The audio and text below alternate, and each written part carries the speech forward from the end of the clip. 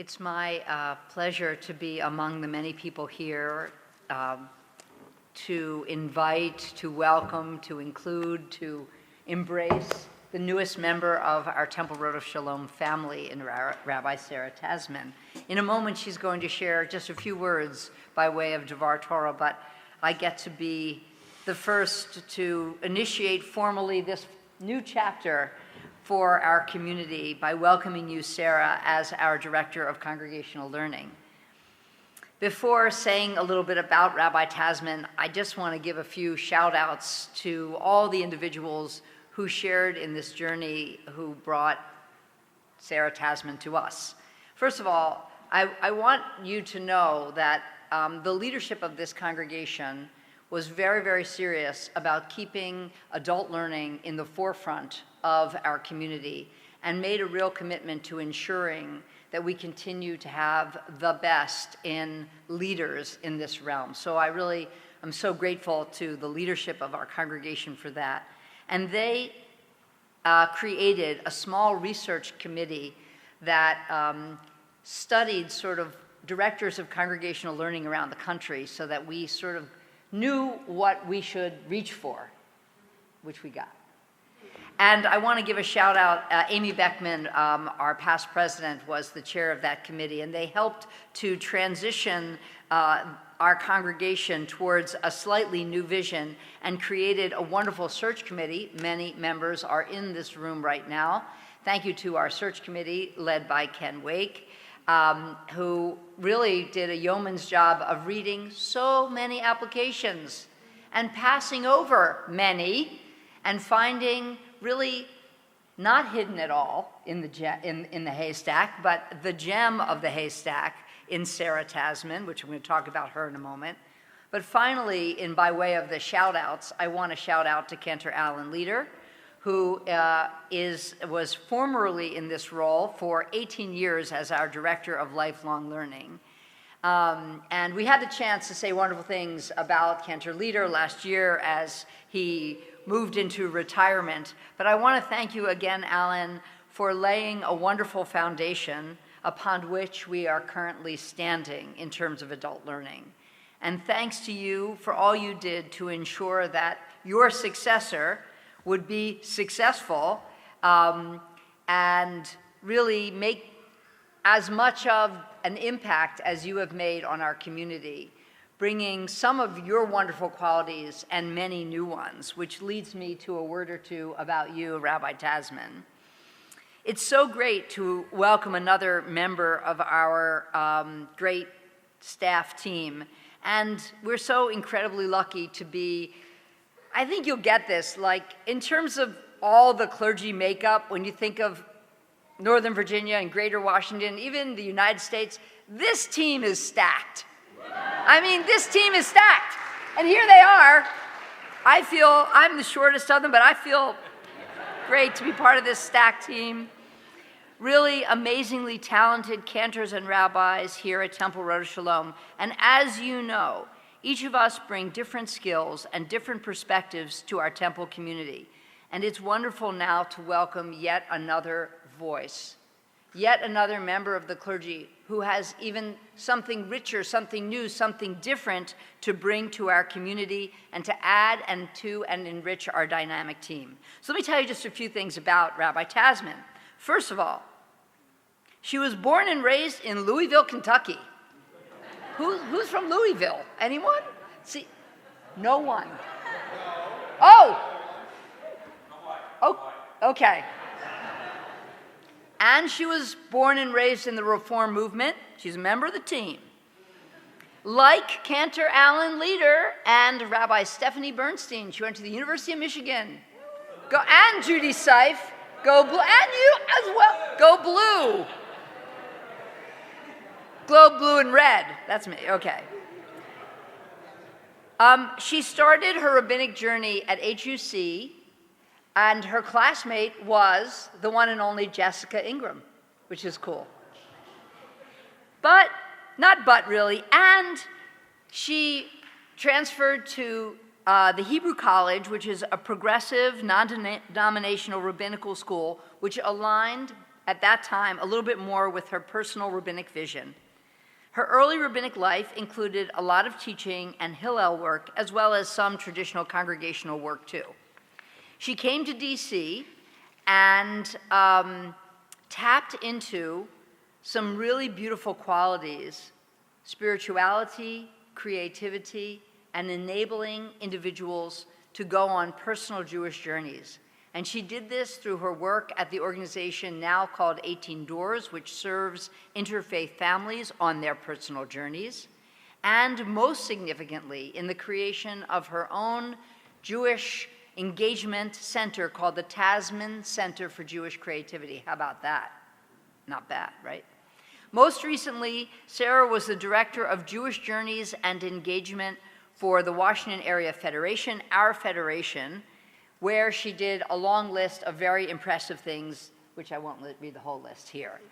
But what you can see from this is a person who is both very tapped into the individual, very tapped into the spiritual, the academic, the rabbinic, and the communal. The whole package is in this woman. And as you can see, there were many outstanding reasons for us to grab Rabbi Tasman and invite her to take on this role in our community. And in addition to her amazing rabbinic resume, I want to tell you she's just a wonderful human. Warm, insightful, approachable, collaborative, creative, and fun. It's my list. And I've only known her for like 3 months, and I know I speak on behalf of our entire staff team as well as our entire community in welcoming you, Sarah, along with Kyle and Griffin, who stepped out for the moment, to our Temple Rodef Shalom family. Before we gather for a short ceremony of welcome, I want to invite you to share a few words, your own divrei Torah, with us. So thank you, Sarah, for that. So much. And you'll need the staff. So beautiful. Thank you. I'll lend you my staff. Thank you. There's so many people I want to thank tonight. Thank you so much to Jessica Ingram for letting me know that this is possible to be here in this role. And thank you so much to Cantor Leader for making the space for me to come into this position and feel so supported. And thank you so much to our incredible clergy team. All of you have made me feel so welcome, so excited to be here. I could not have asked for a better team to work with. Our entire staff, Dara, everyone else who's here, all of the lay leaders that I've gotten to know, and community members, and of course my family, Kyle, Griffin, and our amazing babysitter, Tori, who's here with us tonight, and my family, who might be hopefully watching virtually. Over the past 6 months, I've been practicing something I'd like to share with you tonight. I've been noticing glimmers. Glimmers are tiny sacred moments that bring calm and connection to the nervous system. They're the opposite of triggers. Triggers can set off stress, frustration, sometimes even a trauma response of fight or flight. And we live in a world where we're surrounded by triggers all the time.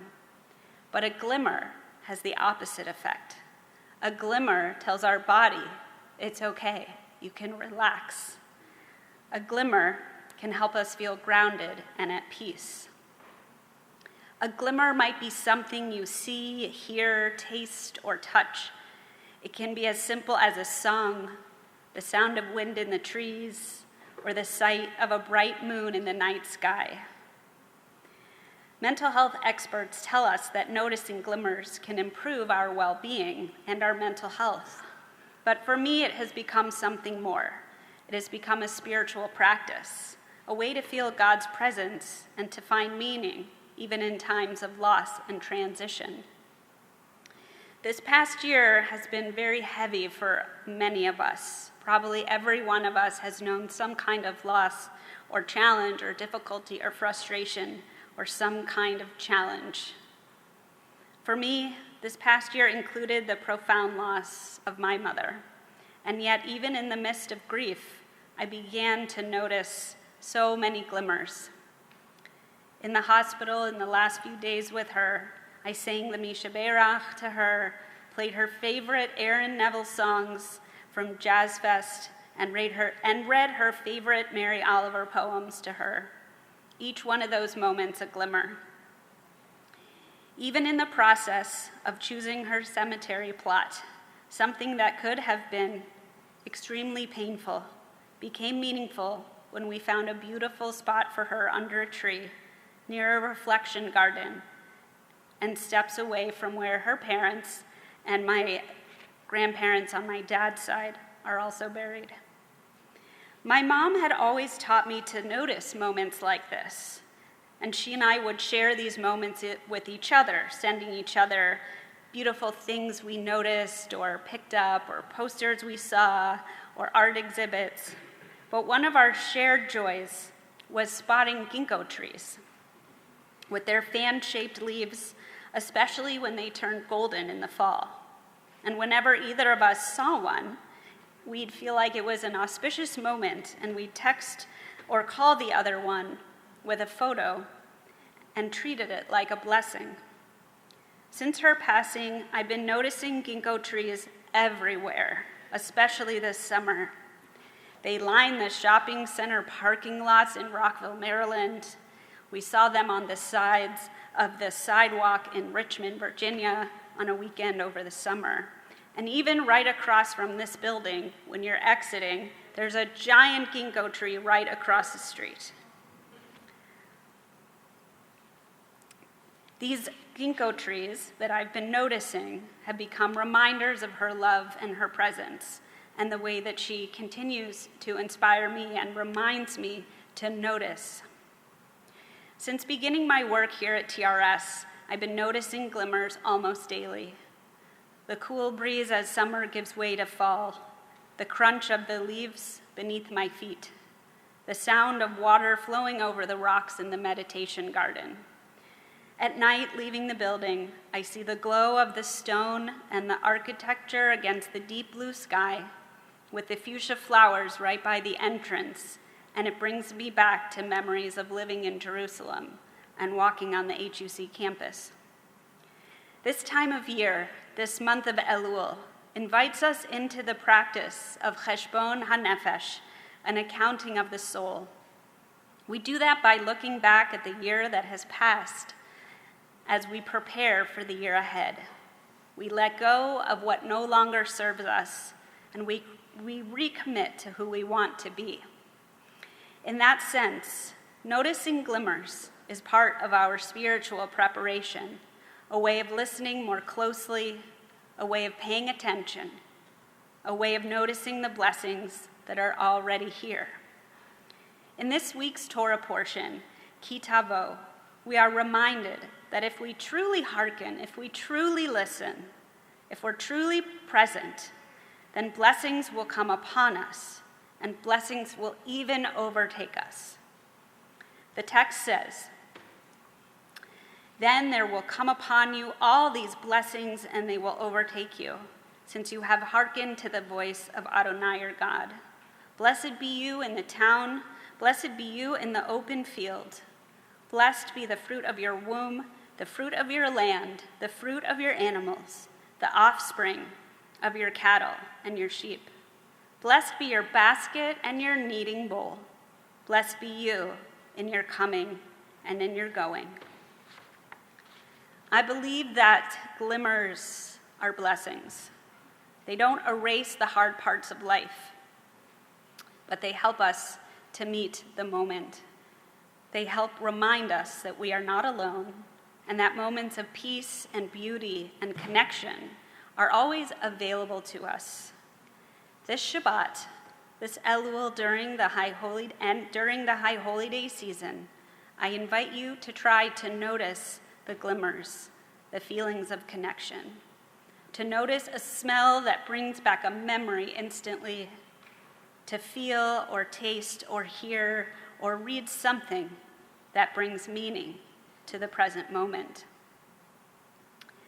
May we open our eyes and our hearts to notice the glimmers in our own lives, and may those small sparks of blessing guide us into the new year with hope, renewal, and peace. Shabbat Shalom. Thank you so much. Thank you so much. Thank you. And if you notice a glimmer, tell me. If there's glimmering in the eyes going up here, it's the tears. Tell me. It's my I want to hear pleasure your glimmers. to not only welcome you, but to invite our clergy to sort of offer a special blessing to you and to Kyle and Griffin, who is in his own space right now, which is cool. So Kyle, we hope you'll become a part of our community as well. And if you'll join wonderful Sarah, we have something special for you guys together.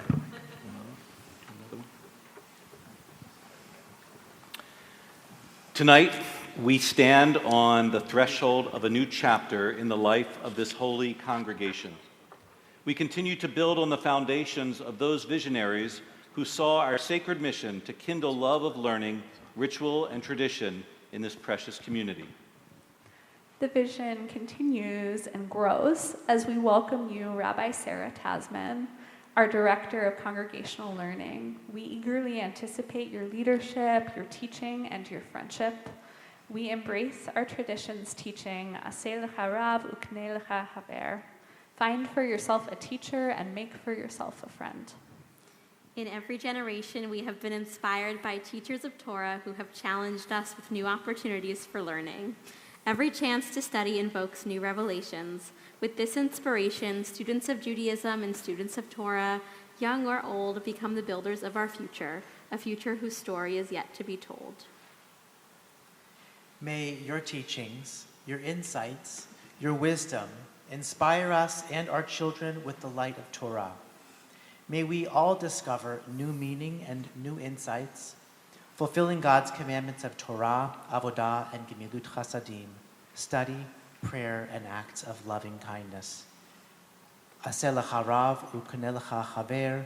We are honored to have you as our Rav, our Rabbi and teacher, and our Haver, our friend. I ask God's favor to humbly stand before you and accept this challenge. May my work in bringing us all closer to Torah be an inspiration to our congregation. May I ever learn from my teachers and my students as well. Let us all continue to discover the mitzvah of Talmud Torah, the revelation of Torah, and the teachings of goodness, life, peace, for all ourselves and for our children and for all people. And let us say Amen. Amen. Amen. Here's a song for you, Sarah.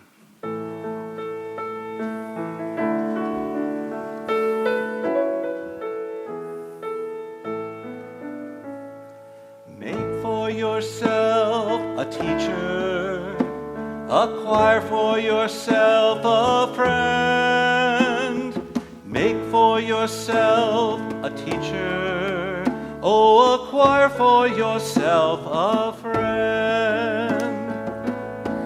Aseh lecha rav uknei lecha haver. Aseh lecha rav uknei lecha haver. Make for yourself a teacher, acquire for yourself a friend. Make for yourself a teacher, oh, acquire for yourself a friend. Oh, in every person find merit. We've all got joy to bring, so that share it. Ve'hevedan et kol ha'adam lechav zechot. Make for yourself a teacher, acquire for yourself a friend. Make for yourself a teacher, oh, acquire for yourself a friend. Make for yourself a teacher, acquire for yourself a friend. Make for yourself a teacher, oh, acquire for yourself a friend.